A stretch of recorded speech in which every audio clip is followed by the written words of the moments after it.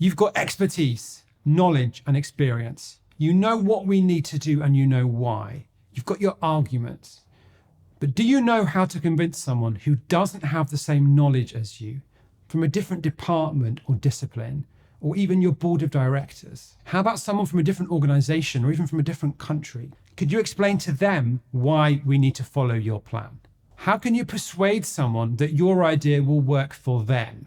Your job in this example is to make a concise argument that links things you know they want to actions you think we should take. And that will be a relevant argument that has a much better chance of convincing them or persuading them that what you say has merit. My name's Jonathan Kahn. I'm a communication coach. I've spent the last 10 years teaching people communication skills to make them more effective in the workplace. In this video, you're going to learn how to make your ideas relevant to any audience.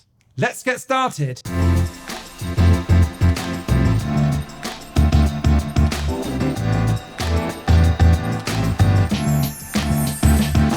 This channel is all about how you can get better results from the knowledge and experience you already have using communication skills. So make sure you hit subscribe so you don't miss any of our videos. I've coached a lot of professionals over the years, people with deep technical knowledge, people like engineers, scientists, researchers, surgeons, and UN peacekeepers. If you're one of these people, you really know your stuff. You know what we ought to do. You know the pros and cons and the uncertainty. But there's something that you don't know, which is how to make your ideas relevant to other people, to people without your knowledge and experience, and how to make a persuasive argument so they also want to follow your plan. There's a funny thing about expertise. Most experts can't explain why we should do something. They know what we should do, but it's very hard for them to explain why, because all that knowledge is implicit and it's kind of buried somewhere inside your brain, which is why most experts don't make good teachers. They understand what we should do, but they have difficulty explaining it to people who don't have the background knowledge. So if this is you, you know what we should do, you have the knowledge, you know why we should do it, but you don't know how to explain it to other people.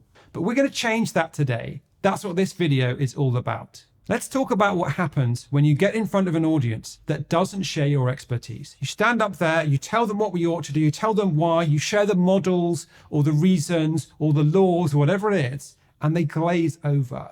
They don't appear to understand what you're saying. They don't see it as relevant. They don't know why we should do that thing. Or they ask questions that you don't see as relevant. Or they appear to ignore your advice. So what's going on here? Why is this happening? And you might say, we're not on the same page. But what does that mean? Well, what it means is you haven't found a shared goal with this audience. You haven't figured out what both of you want to happen. You might think the goal is implied or obvious, but those blank faces you're getting from your audience show that that's not the case. So what does the expression "a different point of view" mean?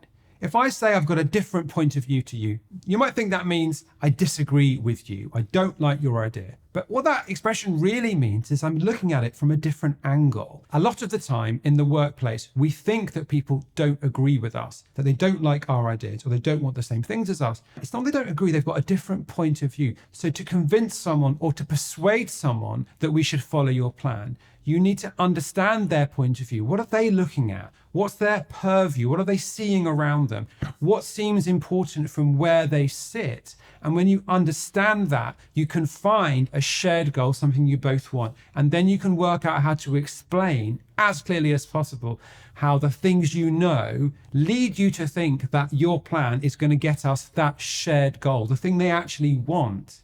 And at that point, your argument becomes persuasive to them. So we're going to do three things today. First, a simple scenario to show you how to translate what you think we should do into language that makes sense to an audience that doesn't share your knowledge.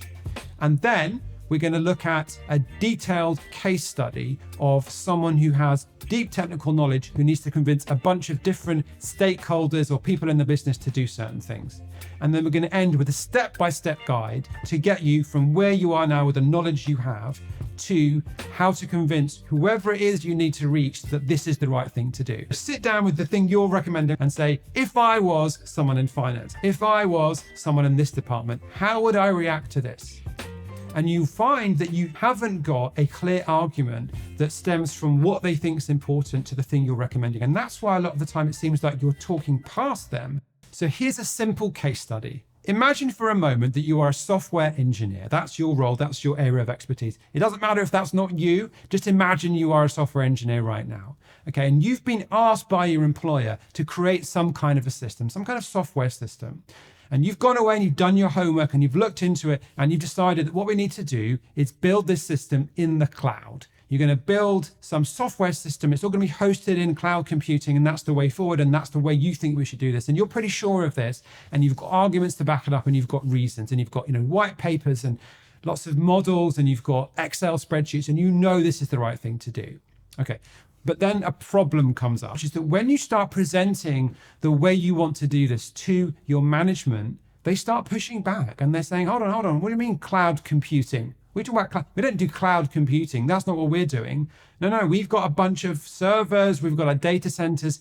That's not how we do things here. That's just not going to work for us. We didn't ask you to do cloud computing. We asked you to make a service. So now you've got a problem, which is that you know the right way to do it and you know why. But for some reason, your management are not really understanding it the same way as you, right? The simplest way to look at this is to think about what things are important to people who run businesses. There are really only two main things that business people care about. There's a couple of others that we'll get to in a sec, but really the only important things they care about is how to make more money, profits, or how to reduce costs. Make more money, spend less money. That's all they really care about. So can you see what's going wrong with your pitch for cloud computing? They're obviously not seeing that the way you want to run this is going to get them either of those things. So when you tell them that this needs to be done in the cloud, there's reasons why they're not buying that. They can't see a benefit. There are also background issues. So they might say, well, we already have on-premises hardware, or we're used to a certain billing model, or our staff doesn't do cloud, or that's just not how things are done here. So there's these reasons they're giving you. So your first option is to reframe in terms of the things that we think they care about, which is increasing profits or reducing costs. So can you make an argument like cloud will save them money in the medium term, or that a faster response times is going to save staff time when they're out there in the field and that will be good for reducing costs because they'll be more efficient? Or could you tell them that we're going to reach more markets with cloud computing, which will increase our profits? These kind of arguments. So what you're doing here is taking your principle, which is cloud is the future, and then you're finding a shared goal with your audience, which in this case is saving money or making money, and then you're arguing why the thing you think we should do meets that shared goal. And in that way, they're more likely to say, oh, I can see the value here. In this example, timing may get in your way. Now, you think we should do this for these reasons, and you made an argument that this will save money or make money, but on what time scale? So you may find that you get pushback around, yes, maybe we should move to the cloud, but not now. And with that, you can try your best to argue why this works and mitigate the concern, but you may need to change your plan slightly to acknowledge what the priorities of the management of that company are around what we do when. So it's about explaining why you think it's the right thing to do within their terms, but sometimes it's not going to be possible to fully convince them to do it your way, and you're going to have to come up with another plan that acknowledges their priorities, which could be not to make any big changes right now. Now, if none of these arguments work, you've got a couple of other options. There are two other things that business people care about beyond profits and costs, and they are reducing risk and managing reputation. So those are two other hooks you can use whenever you're trying to reach decision makers, management, business people. So in this case, with our cloud example, we might say, well, the cloud is more secure, for example, and that's going to reduce the risk that we're going to get hacked, or there'll be reputational damage, or we'll lose money. Or you can say we're going to future-proof this organization. It's the future, and that's what we should be doing. That's a reputational argument there. Or you could say that the cloud is better than on-premises, because if the connection to your data center goes down, that will impact your reputation, whereas if it's out on the cloud, it will always stay up. This is all about thinking about arguments that will matter and be relevant to the concerns of those managers, of those people whose job it is to look after the interests of that company. So you need to map what you know, what you think we should do, to things they're supposed to care about, they're supposed to worry about. And using your white paper about the cloud probably isn't going to work, because that's not the thing that they're concerned about. That's not what they're thinking about. You've got to map or argue why the thing you say we should do gets them what they're supposed to be doing, gets them what they're looking after, like profit, like reduced costs, like managing reputation, like reducing risk. The best way to do this is to find out what the bosses value first. And sometimes they'll actually tell you, we're doing this to save costs, we're doing this for this reason. But other times you're going to have to do a bit more digging. So look at things they've said, look what's in their annual report. You can also ask them what their priorities are. And then try and map your recommendations to things that you know they want or they said they want. And then you're going to have a much better time making what you say relevant to their concerns. Your job in this example is to make a concise argument that links things you know they want to actions you think we should take. And that will be a relevant argument that has a much better chance of convincing them or persuading them that what you say has merit. And you also need to mitigate their concerns. So if they have this concern, or we already have an existing investment, or there's a staff issue, you need to acknowledge that that's a concern they've raised and explain how your plan can be adapted to mitigate that issue. If you don't do that, they will interpret you as not listening to them and not being open to their needs, and they're more likely to ignore your advice. That was the simple example. Now let's have a slightly more in-depth case study. So let's imagine you're no longer the cloud computing person. You're now an expert in green energy, in sustainable energy. Maybe you're an engineer, maybe you're a researcher or a scientist, and you know all there is to know about what we need to do to make sure that the energy that we use in buildings is going to be sustainable. Okay, now you work for a large construction firm, and you've actually been hired by that firm in order to change the direction that they're going so that they're making decisions in line with energy efficiency and sustainability. Okay, so imagine you're that person and you believe that our buildings need to be decarbonized to meet net zero targets. That's your belief, okay? And also that your company has committed to do this. So they've said to you, we're going to do this. This is what we're going to do. We're going to get people in who understand this, and we're going to start changing what we're doing because this is now our mission. Sounds great, right? Sounds fantastic. So based on a lot of research and modeling and all the expertise you have, you figured out that this is what the company needs to do. It needs to start making buildings with heat pumps, with solar energy, and with better insulation. These are the three things that you are going for, okay? Now imagine that's you. Imagine you're in that situation.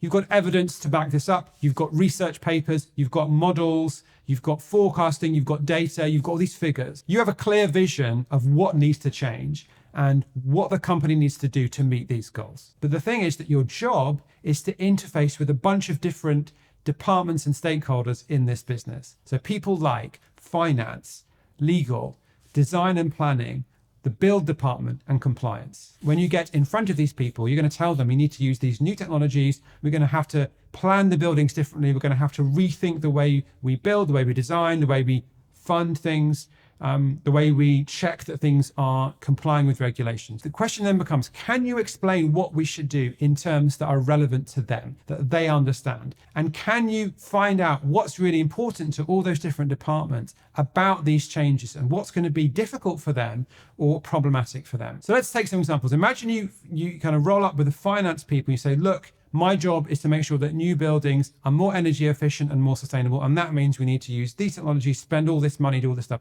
They're going to start to say, hang on, what do you mean spend more money? Where's that money going to come from? And you might find that they glaze over if you show them that your models, if you show them your research, and it's too much information and isn't really relevant to their concerns. And they're unlikely to approve large amounts of money to fund these changes. So for this audience, which is finance, you either need to explain to them how your plan will in some way save them money, like if there's a subsidy, or how following your plan in some way helps them meet some requirement. Maybe they've been told they must fulfill some kind of mandate. So you need to explain how the thing that you want to do, which is spend a bunch of money on new technology, is going to get them what they want. And to do that, you might need to start by finding out how they see this. Like, what's their view on this? What have they been told? How do they make decisions about spending money and when? And you might have to answer some tricky questions about timing, like, why do we have to do this now? Can't we wait until the technology gets cheaper? And at that point, you're going to have to really engage with what their constraints are and how they make decisions, and whether you can make an argument about the thing you think we should do based on the research that is also feasible from their point of view. So you need to come to some kind of agreement that seems financially sensible to them, but also meets the goals you've been given about sustainability. To do this, you need to really stop being so much of an expert and become a teacher instead. Most experts are not good teachers because they can't tell you why they think something is the right thing to do, because if you don't have the same background knowledge, they're not really sure how to take you from where you are to where you need to be. And that's what you need to learn. So to do this, you need to explain why you think things like heat pumps and insulation and solar are important and worth the money. Explain how you've come to that decision and tell them what benefits they'll see or what pain will be taken away by this. And if you do that, you're more likely to have a conversation with them where they can figure out how to give you what you need to continue.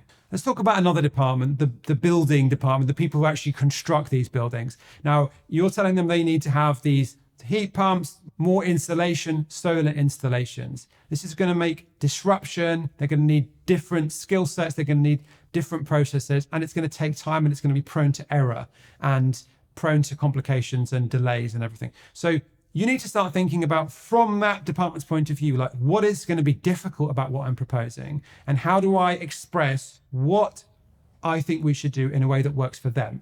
You need to think about what resistance you're going to face and sit down and identify what their goals are.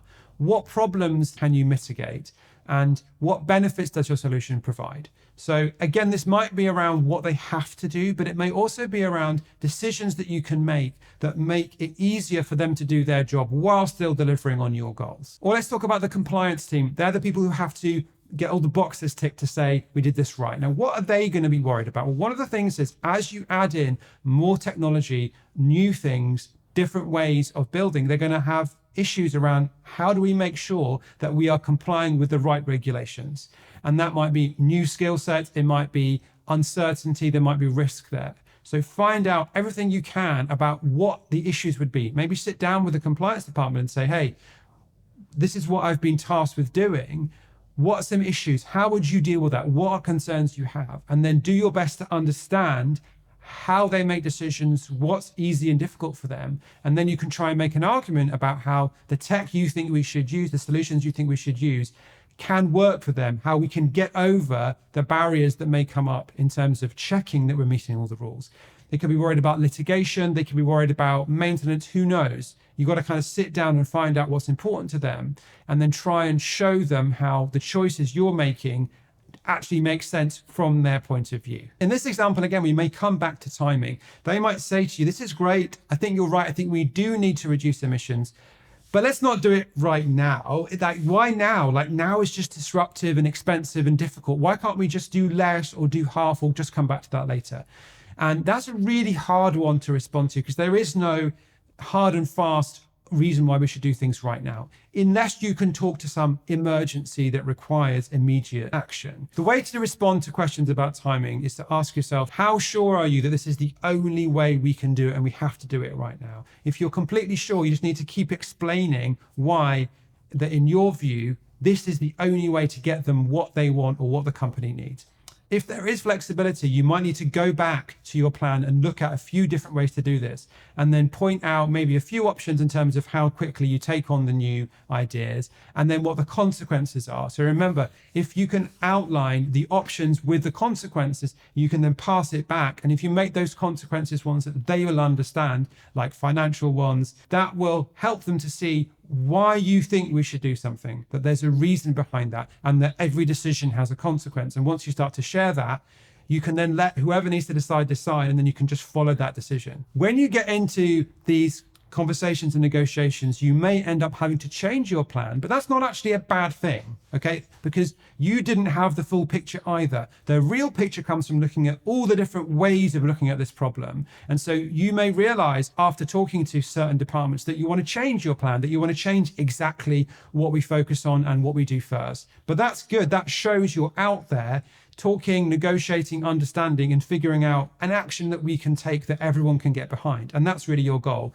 When you're a technical person who needs to share why we should do something, sometimes you need to change exactly what you're recommending when you realize more about what other people around you need or things they see that you're not aware of. And that can actually end up with a better solution than the one you came up with by yourself. All right, so finally, here's a step-by-step guide you can use when you realize that you have a bunch of knowledge and expertise and you know what we should do, but you don't know how to make what you know relevant to other people. You don't know how to persuade other people who don't have your knowledge that we should do this thing. So here's your step-by-step guide. First of all, find out what you know and what you don't know. And this is kind of obvious. You know your area. You know the thing you've been working on for the last 10 years, that area, whether it's energy, whether it's technology, whatever it is, you know that. But what you don't know, okay, is what is important to other people and how they see your issue and what other issues they're looking at. And that's what you've got to find out.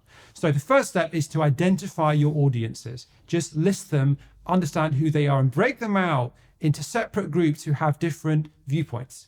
And then find out what they care about, their goals, how they see the problem that you're working on, if they see it at all, the problems that your solution can solve, the benefits for them, and their pain points that this might help with, and then their concerns and their issues. And then review your plan as if you were them. So sit down with the thing you're recommending and say, if I was someone in finance, if I was someone in this department, how would I react to this? And you find that you haven't got a clear argument that stems from what they think is important to the thing you're recommending. And that's why a lot of the time it seems like you're talking past them because they haven't understood why this is relevant. Explain why we need to do this. And then consider the options. Are there options you can put in there? Are there 3 ways we could do this with pros and cons? Address prioritization and timing. Why now? Why start with this? Is there more than one way to do this? Address their concerns and then sell to their pain points or the benefits that they could get from this.